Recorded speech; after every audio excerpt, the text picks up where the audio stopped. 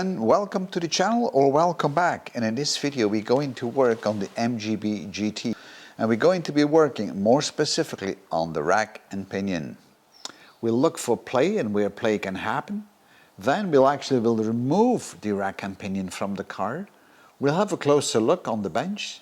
Then we replace it with, in my case, a new one, but also we'll point out the changes or the corrections you could do on yours, so you might want to be able to repair yours. And then finally, when everything is reinstalled, we will have to do the wheel alignment because the front wheels will have to be readjusted. So with any further ado, let's have a look where this rack and pinion sits and how that actually looks like and how everything is connected. So what I have here is a new rack and pinion for the MGB GT, but it's very similar to the MG convertibles. And this is specifically for a right-hand drive, and you can actually see that the axle which is coming out of this rod, which is actually going to your steering column, is sitting on the right-hand side. So if you have a left-hand drive, of course it's going to be sitting on the other side. You got gaiters on both sides, and the actual rack is inside, and I'll show you that on the car itself. And then you have a pinion in the middle which is connected to the rod, and that's going to move the outer edges back and forth while you're turning the steering wheel, see, like this. Now there is a couple of differences on these racks. Some of these racks have less turns than other racks, but it's not actually new. The housing actually is an original housing. However, the rack and the pinion, which is inside this housing here, that's new. And you can actually see on the top here we have a pressure adjustment. Now on the older ones, the original ones, you actually have some spacers here that you can remove or add to change the play actually between the pinion and the rack itself. You can get rack and pinions with different ratios, and the ratio is nothing more than the rack and the pinion relationship on how many turns you need to do on the steering wheel to have a full deflection of this. And as you can see, the gaiter here is pretty much pulled together because it's now at the extreme left position. So now I'm going to turn a couple of times the steering wheel, this rod here, and I have a white marker on it so you can count how many turns I need to do to have the rod moving, or the rack moving, from the extreme left to the extreme right. So let's do that, right? So I'm turning now. You can see how this is moving. So this is one full turn. This is two turns. And now I'm at the end. So now this gaiter is fully extended, the other one is fully pushed together. And you can actually see that we have actually 2 turns and 3/4. So this rack and pinion has a ratio of 2.75.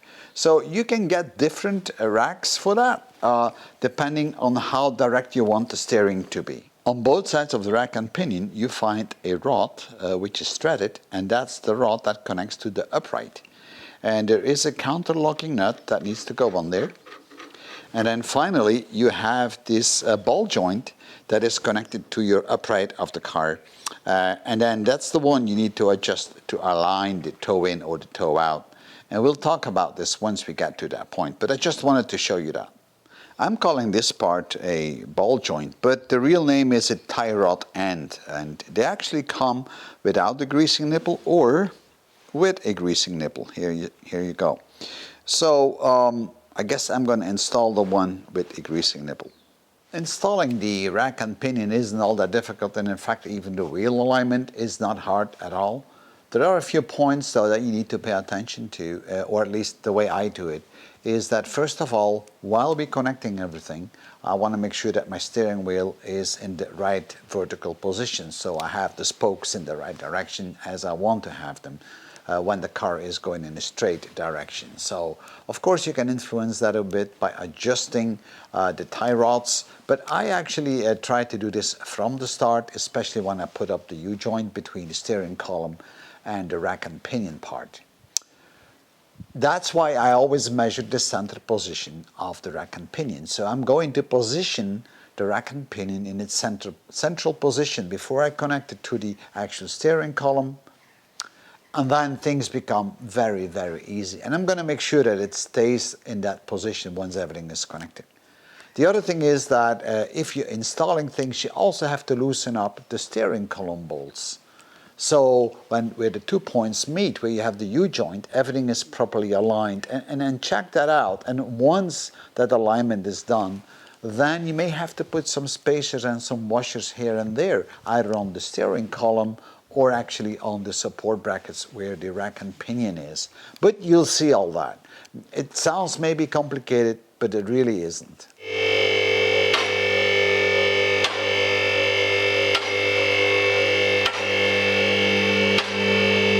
And here we have the rack and pinion bolted down to the subframe on the two sides.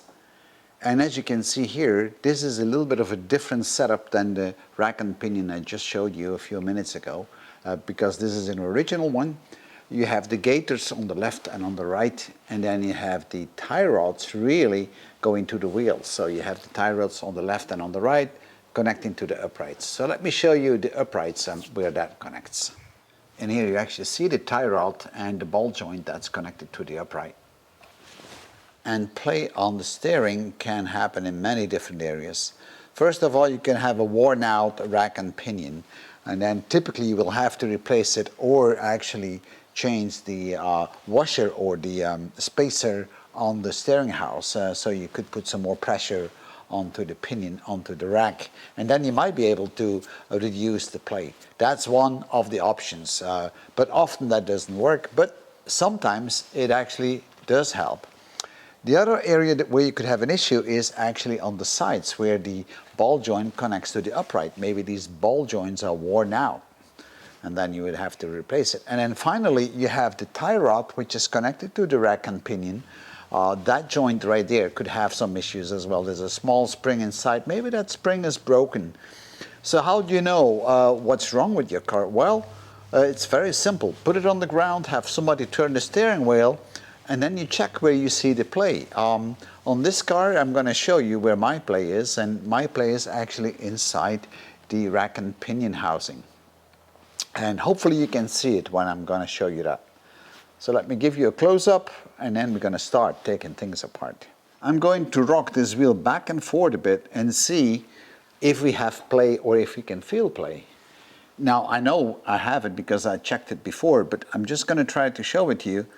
You may not see it on the video, I don't know, but I can certainly feel it. So it's often a feel, and you need to listen to the sound. So let me move my microphone over here. It may pick up that sound better. So let's see if that works. Right? There we go. So I'm going to rock it now. See that? We have quite some play on this. And the best way to check that is to have the car on the ground. Have somebody inside rocking the steering wheel left and right, and have the second person looking underneath the car at the steering house, the pinion and rack, and actually the ball joints, and see where the play is. So the first thing we're going to do now is to remove the ball joints, and therefore we have to remove the wheels. So place the car on a stand and then remove the wheel.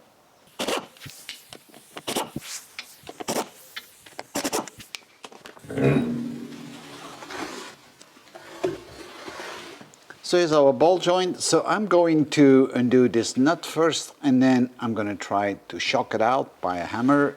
If that doesn't work, I will use a ball joint splitter. I think that this is a 19mm nut, so I'm going to use an impact wrench because it's a bit faster. There we go. Now to get it out, you can knock it out from the bottom, but if you're going to reinstall it, you've got to make sure that you protect the tread. So then it's always good to have a nylon block or something like that to knock it out. But in my case, I'm just going to try to knock it out from the bottom. You can also knock it on the side here. Sometimes then it comes loose. We call this shocking. So let's give it a try.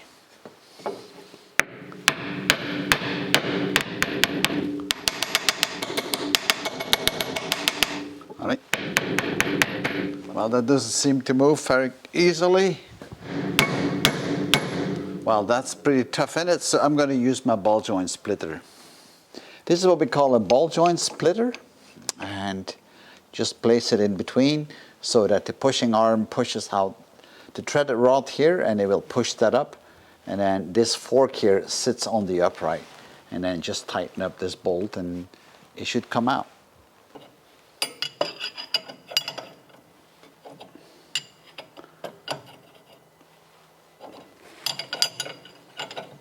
If you think things always go smoothly on my videos, I can assure you that's not the case.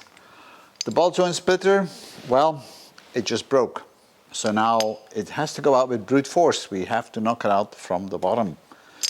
Maybe this was a El Cheapo version, I'm not sure. But it broke, so I can toss it away. So at the end I kind of knocked it out on the sides and it came loose. There we go, so now I can leave this aside. I'm going to do the other side now, and this is going to be exactly the same way. If you're not going to reuse the ball joints, then you might as well try to knock them out on the sides here, and that turned out to be working quite well. There we go. So the next step is to remove the two bolts that are holding down the rack and pinion on this side and also on the other bracket. And I already undid this because this is just using a wrench to undo it. And then we can remove this. There's another one in the back which we haven't removed yet, so now let's do that one. It's not easy to get to it, but oh, this is pretty loose. Okay, here it is.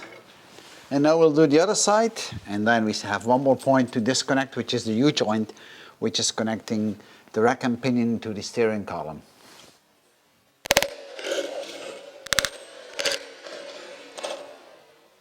Now we need to remove the bolt on the U-joint where the rack and pinion connects to the steering column.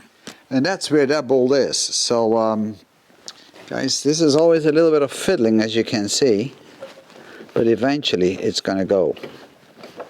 And I think it starts to loosen up. And it's all the way to the end because I can't get my fingers in there. Or barely. Ah, now it works. Alright. So I'm going to grab a magnet so in case the nut drops, I can pick it up. And here it is, finally. Now I need to turn the steering wheel so I can get the bolt. Almost there. Alright. Now I should be able to pull out the steering rod, but I'm going to spray it first a bit so it comes loose easier. And I will also slightly tap it in this split here to open that up, but slightly. Not a lot. As you have seen, removing the bolt on the U-joint was a little bit of work. Not that it's hard to do, but I have very poor access to it, so I had to fiddle around a little bit. But now that's done, so now I can remove it. If you have a 4-cylinder MG, you'll have far more space to get to it. So let me now pull out the rack and pinion from underneath the car.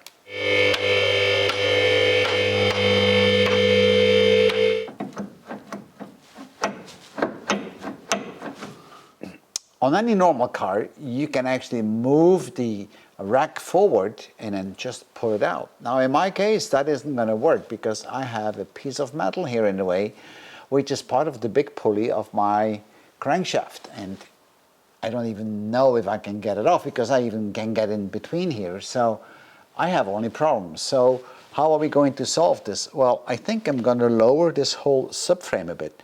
There are 4 bolts that are holding it. So if I can lower this a little bit, then I can have this 1/2 centimeter of play here, and then I can lower that down. So let's try that out.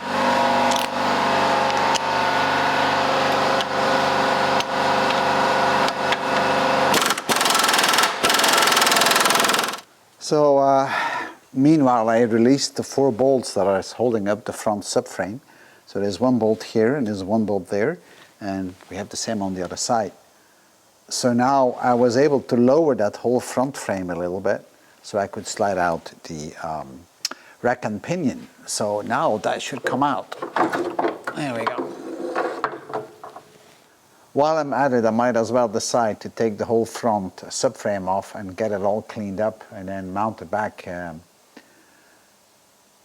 so we don't have these issues anymore, because this was a very close fit anyway. Let me just move that up a bit so we can support it back. See how that goes up. I didn't have to lower the front frame a lot, just a little bit. And you can actually see how much I lowered it, see? It was only that, it's only about 1/2 centimeter, and that was enough. You might remember from a previous video on this car that I had a little bit of a problem that the exhaust is very near to the rod coming from the rack and pinion. And sometimes it's hitting actually that rod, and that's a very annoying feeling or sound, and I want to fix that. And I don't have a lot of options to fix that, to be very honest. But I think I found the issue. It probably wasn't properly aligned to begin with, but what I've noticed that the rubbers between the actual frame of the car and the subframe here are really worn out. So what I'm going to do is put a few new spacers or rubbers in there, and I only need a few extra millimeters, and that will actually make the difference. So let me try to lower this down. So you might have noticed that I've taken already the uprights off, because that's saving on weight, and that's just undoing 2 bolts basically. And of course you have to disconnect the brake lines, which I did, and I also had to let the water come out of the radiator, because this torsion bar was over and above the the water hose here. So yeah, so let's see if we can lower this down, and if we can remove it and actually start cleaning all this up. So it shouldn't be that hard to do. Hopefully it doesn't fall. I haven't tried this before, but that seems to be going pretty well. All right, bolt falls out. Here we go. Have no idea how heavy that subframe is.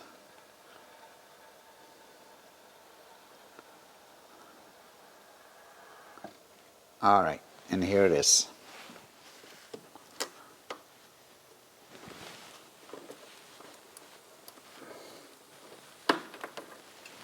So these are the actual rubbers that I'm taking off now, and they will go back on because I need to have them fitted.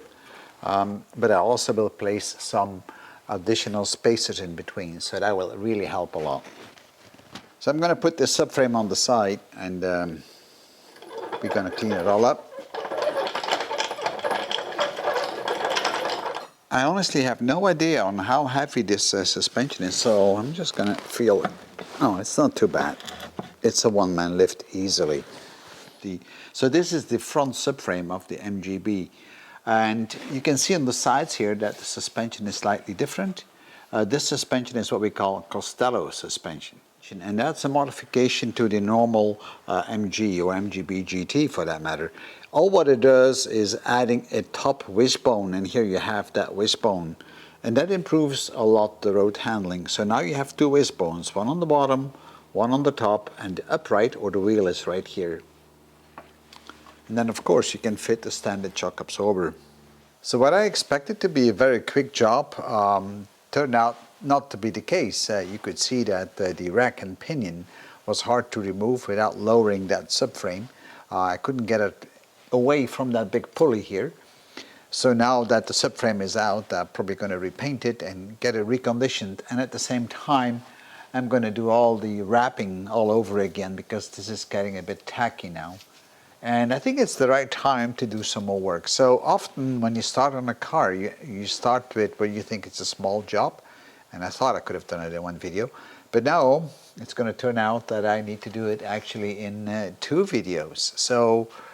So far for this one. So you've seen on how we remove everything. So now I need to clean up things. I'm not going to show you how I clean up things. And then you will see how we put it all back together in the next video and install actually the steering house or the rack and pinion and the alignment of the wheels.